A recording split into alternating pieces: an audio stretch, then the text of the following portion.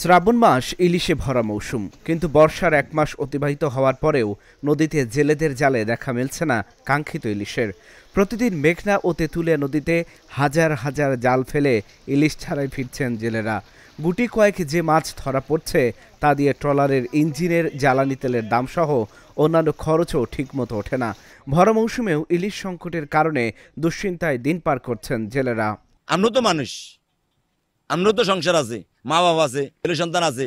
বাড়ির জালে যদি এরা ক্ষুধার যন্ত্রণা ছটপট করতে আপনি বাবা বলে আমরা কি করা উচিত?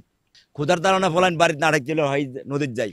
আজ আমরা কাইল ফাম আশা দিন দিকে চলে যায়। বহুত লাই লোসকানে দেনা ফেনার কারণে বহুত শত শত মাঝি দেশ ত্যাগ করে চলে গেছে।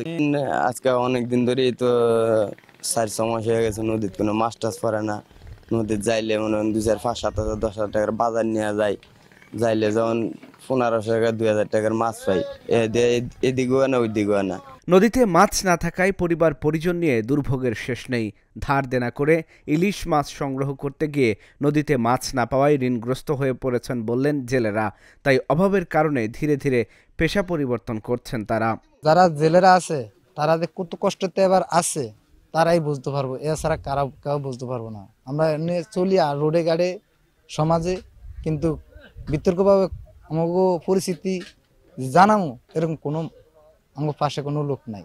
মাছ পাই 1,000 টাকা 1,500 টাকার মাছ পাওয়ার পরে আমরা স্টোভও চালাতে পারি না, তারপরে কিস্তিও চালাতে পারি না, তেলের দণ্ড দিতে পারি না, নিজেরও নিতে পারি না। আর আপনার এই পর্যন্ত কোনো মাছের কোনো জায়গা থেকে কোনো মাছ দেখতেছি না। ভোলার মেঘনা নদীর তুলাতুলি, নাছির মাঝি, ভোলার খালসহ প্রায় 1/2 ছোট বড় ঘাটে খা খা করছে মাছের বাক্সগুলো। 2-1 ঝুড়ি মাছ ঘাটে আনা হলেও আগের মতো নেই হাকডাক, তাই বিপাকে রয়েছেন আড়তদাররাও।